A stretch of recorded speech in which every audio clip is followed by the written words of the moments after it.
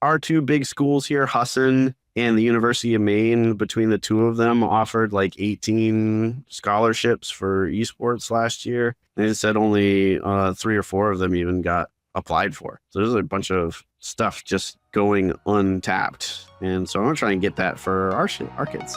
Welcome to Learning Through Technology, a K-12 EdTech podcast proudly presented by STS Education.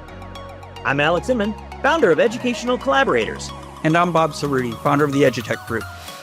We're here to bring educators together, helping them unlock the full potential of learning through technology. Tune in every other week as we connect with education leaders and dive deep into topics that matter to you, delivering actionable ideas straight to your school. Welcome to the show. So, Alex, I'm going to let you in on a little bit of a secret about here and our podcast. Not the secret you think. We'll have to save that for, our final episode. But the fact is that you've heard, everybody hears us talk, and we talk about Sophia and what a great job she does in driving our podcast forward. And then sometimes we talk about Fame, who's the producers who make us, take out all of our ums and ands and whatever that don't belong there. Right. Well, good is relative. Make us look better. Better is. Right. And they don't have much to work with. But what really happens is we have this community of listeners and educators who've come together and they lead us to interesting people. And that's what happened today. So our partners at Avid said, you guys need to meet Nick Stahl. He is doing some creative and unique things. And so we read his bio, we talked to him a little bit, and we're like, hey, we got to talk to this guy. So that's the little secret here is it's not Alex and Bob's big brains driving all of this. It's a community. And I think, we want our community to help us with this. If there's topics or people that you think we should talk to, let us know. Absolutely. Though I'm pretty sure our listeners already figured out that it's not our big brains that keep this thing rolling. And of course, the STSY statement is to be the bridge that connects communities of educators so that we can fulfill the promise of learning through technology. So, Bob, this is the embodiment of that indeed. So I have another little secret to sort of share is that if you watch our episodes on YouTube, you might think that our intro is actually recorded before the episode, which one might think. But as you can tell, if you're watching again on YouTube, my background is entirely different because this episode was so great that we had so much stuff. We had to turn it into 2 episodes. And so we had to record different intros and outros. And so instead of being in my office with Jim Henson behind me, I'm in beautiful Dallas, Texas, at the Omni Hotel, where my son is participating in the USA Volleyball Nationals, which is a lot of fun. So when we finish here, I get to go watch volleyball. Enter shameless plug for Alex's son here. Plug for Team Colorado Volleyball. All right. So let's go ahead and jump into this episode. Bob and I have a really great guest today. We've had a chance to kind of chat before we got the official show started, and it has been a ton of fun. So I'm looking forward to a great episode. Today we have Nick Stahl from Hermon High School in Hermon, Maine. So Nick, welcome to the show. Yeah, thanks for calling me a great guest. I was planning on phoning it in, but I guess I got to take it serious now. But no. There's no phoning it in unless you're Bob Cerruti. Okay. When you take the host into account, we grade on a curve. You're probably in good shape still. Nick, tell us a little bit about yourself. Oh, so yeah, in all the seriousness, thank you so much for having me on the show. I'm Nick Stahl. I'm a science teacher here at Hermon High School in Maine. Yes, it's a real state. It exists. We are, a traditional high school. We got a little over 600 kids. I teach science here, which it's a little bit flexible. We kind of we're growing fast. So the classes I teach are not always the same from year to year. But most recently, I've been teaching freshman science, which is dynamic ecosystems and earth in action. I teach an anatomy and physiology elective for older kids. And we are just adding last year a STEAM-powered science that we call Tech, Toys, and Tools. And next year, we're going to add a sister course for that called STEAM-Powered Science Gaming Concepts. Together, we'll make a full year. So, Nick, I had other questions already, but you've already got me off there. So we've talked to several people involved in esports, and many times they're a computer science teacher or something like that, technology, but you're not teaching technology directly. You're starting to branch into that with your classes there. How do you go from science teacher to the guy who's got the esports program, general manager? Your title is actually general manager of esports, right? Yeah, I totally Mr. Magooed into this. I was a life science teacher, but I was also the teacher that wouldn't say no when kids asked if they could do an after school club and they needed an advisor.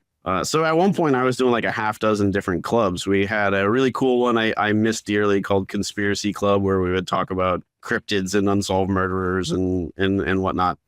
We had the civil rights team, GSA, all that, like I want to say 5 or 6 different clubs altogether. But the story I'm sure is very common. Since 2019, student engagement's been dropping off. And we have this kind of full day workshop at the end of the school year, usually, where we attack our action plan. We look at the action plan from the previous year. What were we trying to achieve this year as a school? And what would we like to try and achieve next year? And one of the topics for last year was all of the clubs kind of dying off. And our principal, Brian Walsh, he kind of almost as an offhand comment said that the programs that still seemed to be doing okay, that students were still interested in, the numbers were still strong, were all goal oriented. The sports were doing okay because they had competitions. They're trying to make states. The arts programs were doing pretty good because they had performances, they had shows and whatnot. And then even stuff like Key Club and NHS,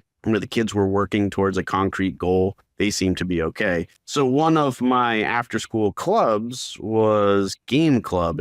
We had 2 different groups. We had a group that would play video games, and we had another group that would play tabletop games, pen and paper RPGs and whatnot. And so Mr. Walsh, like I said, almost kind of casually said, what if instead of Game Club, it was an esports team? And I was like, okay, well, let me look into that, and kind of fell down a rabbit hole over the summer. And then this year has been, since September 23 until the school year that just wrapped up, has been kind of year 0. It was me seeing what I could get done with no background, no experience, and no money. And so that was an experiment, which I have some background in as a science guy, but no background whatsoever in IT or computer science or video games that came out after 2000. So yeah, it's been a fun experiment. So Nick, it was the principal. Who was it that asked you to go from club to potential competition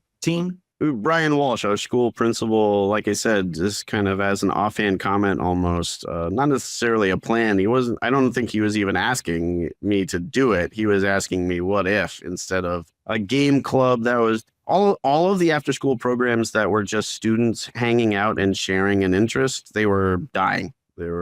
Nobody was showing up. It was like 1 or 2 kids who were really passionate, desperately trying to get other people involved and without any real success. So did you find that the change kind of got you more kids and got more involved? Yeah, I mean, we struggle a little bit, mostly due to my inexperience. I think I overreached a little bit. We have 2 different leagues that we got involved with. One was HSEL, the High School Esports League, and the other one was Play Versus. So HSEL was really cool. They did nationwide tournaments. We were playing kids from like the West Coast, Washington, California, Texas, Great Lakes, all over the place. And they were willing to do the one thing that was a bit of a sticker for Play Versus was they don't do any shooting games. And those are the ones that most of the kids wanted to play.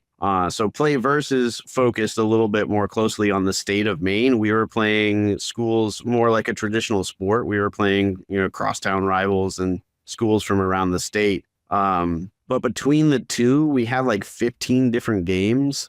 So I'm sorry, I went off on a bit of an adventure there, but to answer your question, I got like over 50 kids signed up for esports during that first season. The problem was that all of the games needed a team of like 4 or 5 players to compete, preferably with 1 or 2 alternates. And what I ended up getting was like 2 kids wanted to play this game, 2 students wanted to play this one, 3 wanted to play this other game. So we had, I want to say 50 kids signed up for esports as interested in competing in a game. But I think we ended up having about half of them compete in a match on a team in one of the games that we actually had enough players for. What a change from just a couple of kids who just wanted to play after school to actually turn it into a program that's attracting more students for that. Yeah, and we do a step up day where the middle school kids come up and they set up tables like a craft fair basically for all of the clubs and organizations. And we've got over 100 kids signed up as interested to join the team next year. So, I mean, those things traditionally don't all pan out, but I'm guessing even if only 1 in 5 of those actually joins the team, we're still going to be growing quite a bit next year. So, Nick, I think you've done what a lot of teachers want to do. In Alex and I's line of work, we talk to teachers all the time who are like, how do we start an esports program? Nobody's funding it. Nobody sees value in it.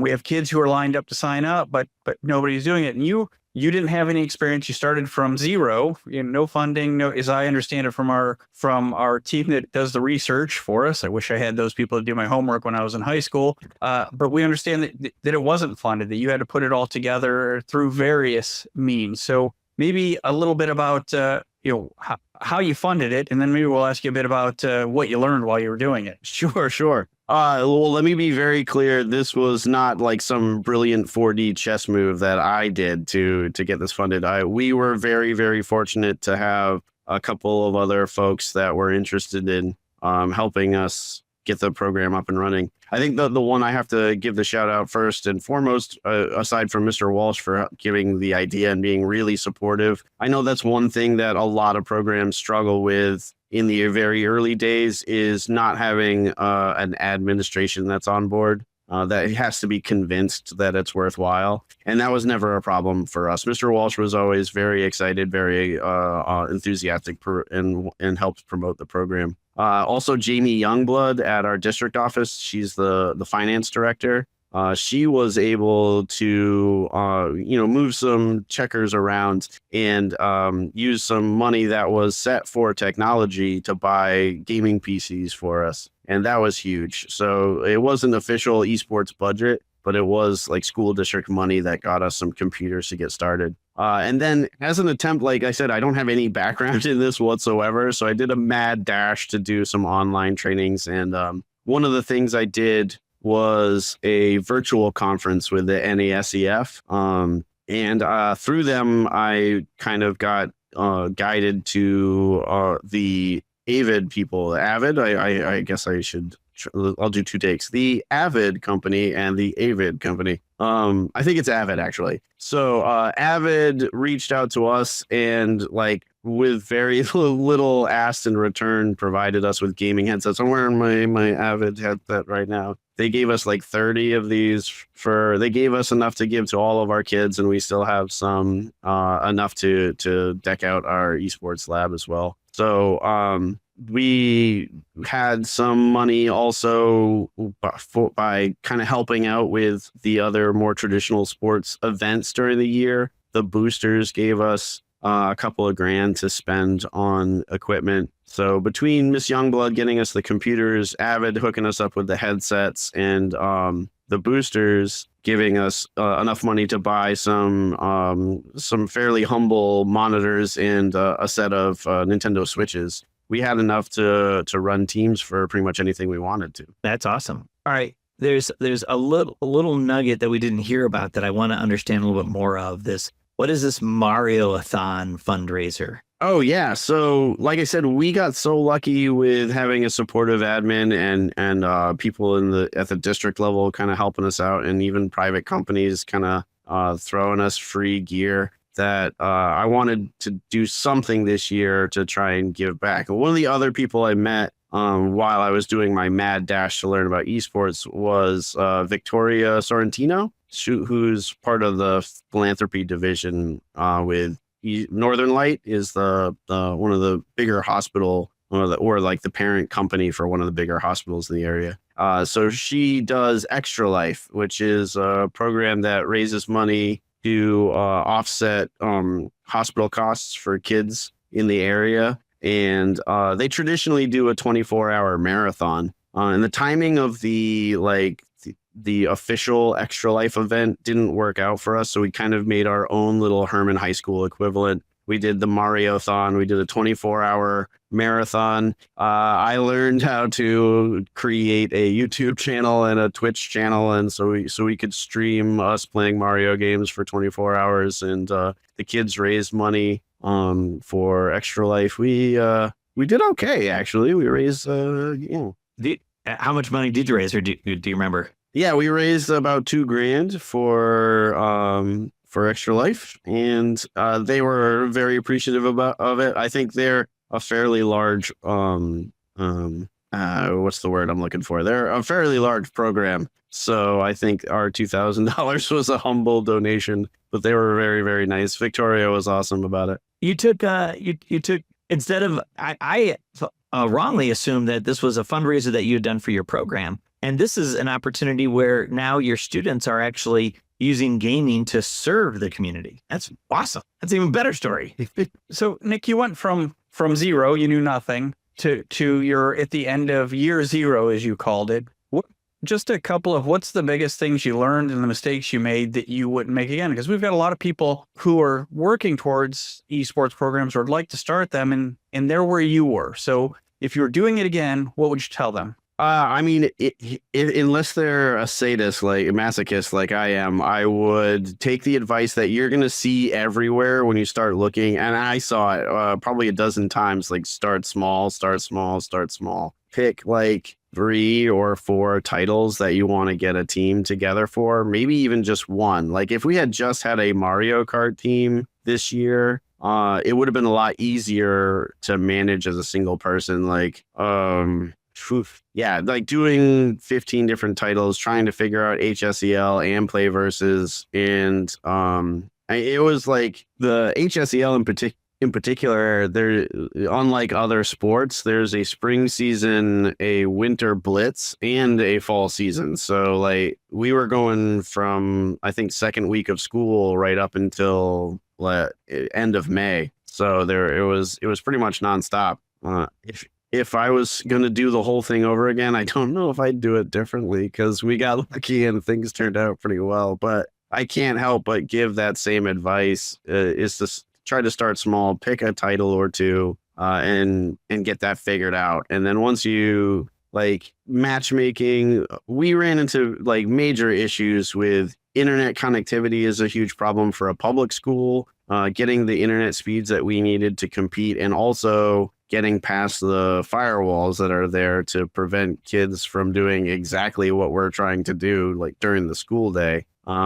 We have an IT department that's particularly stressed out these days. The IT has been a major, I guess, overhaul would be the way to say it. Like we've been trying to get the school network up and running. And so adding esports onto that, it was tough getting IT support. And so, figuring out all the logistics of it. And the money part actually for us wasn't really that stressful, getting the equipment. It was figuring out how to manage the teams, how to enroll in the different leagues, how to log in and compete. 'Cause every game is a little bit different. The way you sign on and get ready to compete for Rocket League is not quite the same as Mario Kart or Apex Legends or something like that. Yeah, that's great. So, and you mentioned games. First off, before I just have to let you know, if you guys are having trouble with your network, give EdgeTech a call. Bob's team can help take care of that, make it work really well for you. Keep it humming. But after he's got that humming for you, and you got these games, you mentioned at the beginning that you're teaching that you're moving towards like a game theory course, and I'm thinking about you've been working with the students on the competitive level of it. Let's talk about the classroom a little bit and using games to kind of help students understand the world. And then before we started recording, you were kind of sharing some of the stuff that you're doing in your STEM class with like AR and VR. That's pretty fascinating stuff. Tell us a little bit about kind of how you're moving this thinking kind of into the classroom. Yeah, so actually before the esports idea even got floated, we had been working with another, I don't want to say school. They are a school, but in a very different sense that we are. We have the United Technology Center here in Bangor, and that our students go to. Is this like a vocational program, or what is that? It's like yeah, but I don't want to say vocational program and create that image of like shop class. Like when I was in high school, the vocational program was kids learning small engine repair, welding, and like that kind of stuff. And UTC still does that, but they're doing on a whole different scale. They have the small engine repair and welding and whatnot, but they also have like media programs. They have culinary arts. They have all kinds of cool stuff. Yeah, right. And so they were kind of spearheading this desire to update the shop class of the 80s and 90s. Like, you're not using a jigsaw to make a clock for your mom anymore. They wanted to bring back the idea of a shop class for a modern audience. And I took one of the classes through them at UTC, and our Eastern Maine Community College, I think, is who they accredited through. And as part of that, we received a bunch of materials, and then working with, again, Brian Walsh, our principal, we turned that into a semester-long course called STEAM, Tech, Toys, and Tools. And so the idea was to be a very entry-level class for kids that had an interest but no real experience. We do block coding, so some very beginner-friendly block coding, and we use that to program interactive VR environments. So we give them a tool to use instead of the old poster or PowerPoint presentation. They can now make an interactive or even an AR presentation that they can, slap a Google Cardboard on their teacher's head or have them use their phone and have like an interactive presentation on whatever topic they want to do. Then we have some modular robotics. We've got some Lego Spike kits and some cubelets that we use for building simple robots to get that idea. We have some little AI cars that we use to kind of dip our toes into AI. That's going to have to change big time next year. Based on what's going on out in the world, the AI unit is going to have to expand dramatically, I think. Are you dealing with too many broken Chromebooks at your school? It can be tough to keep up. That's where the STS Education and FedEx Fixed Cost Chromebook Repair Program comes in. For $99, we take care of everything: shipping, parts, and labor. This means fewer headaches for you and more consistent learning for your students. To learn more, check out stsed.com/break-fix.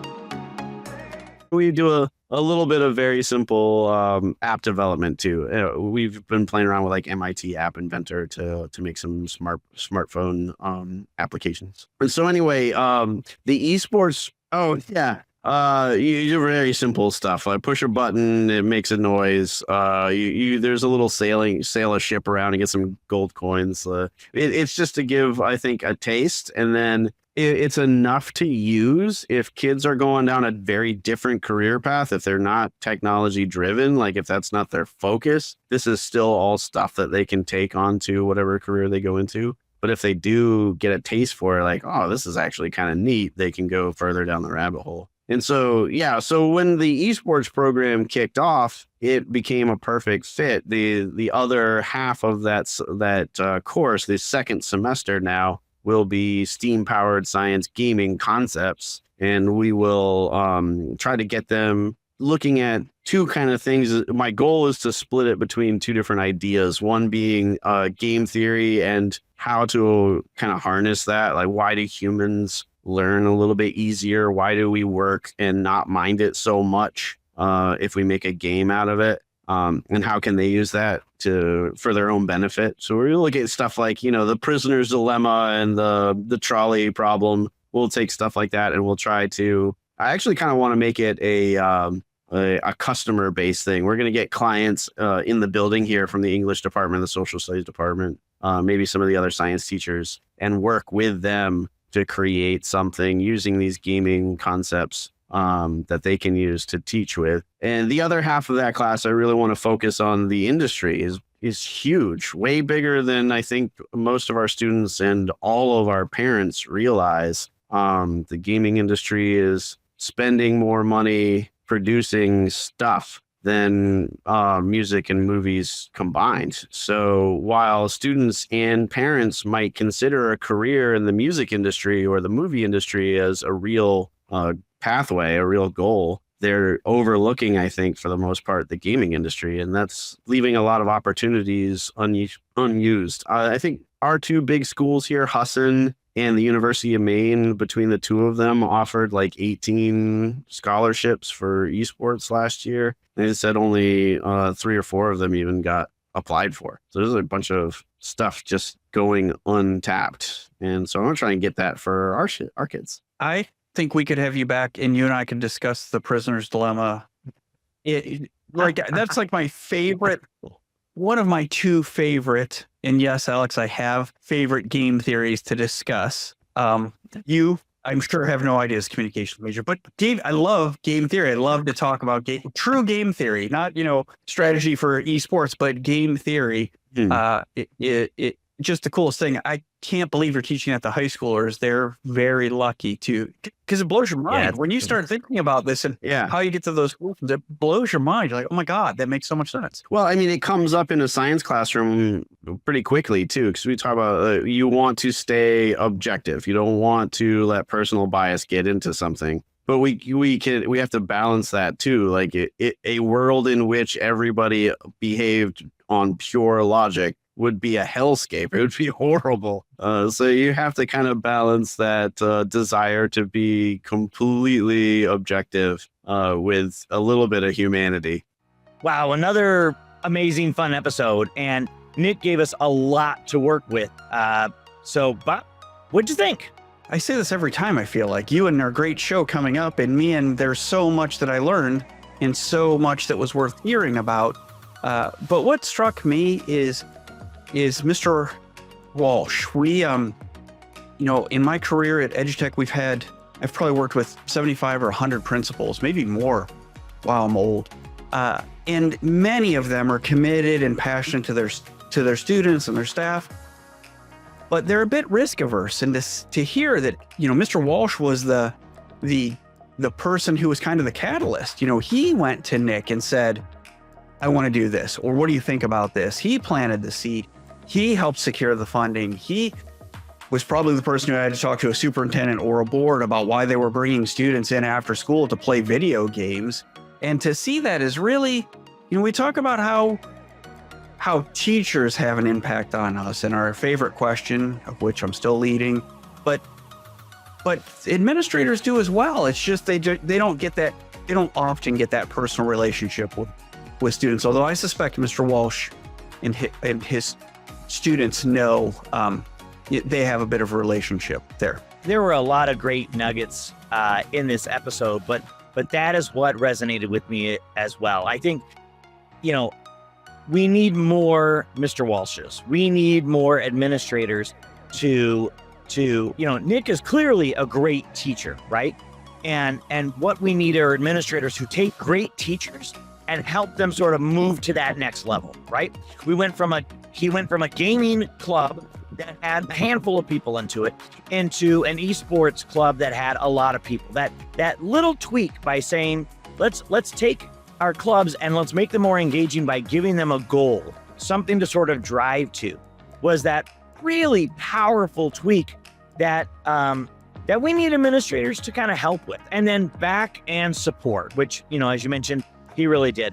Yeah, I mean, Nick gave us a lot of great stuff, and hence that's why we have 2 episodes for it. But this was fun, and that was certainly it was that a great addition. Like you said, we ask about the teacher, but what a sweet opportunity to hear about the administrator in this story as well. Bob, thanks. Another good episode. I look forward to hearing more with Nick. Learning Through Technology, a K-12 EdTech podcast, is brought to you by STS Education, a Pacific OneSource company. To learn more about how educators can leverage technology to drive successful educational outcomes, check us out at www.stsed.com. Connect with us by searching for Learning Through Technology in Apple Podcasts, Spotify, Google, or anywhere else podcasts are found. And click subscribe so you don't miss an episode. On behalf of the team at STS Education, thanks for joining us.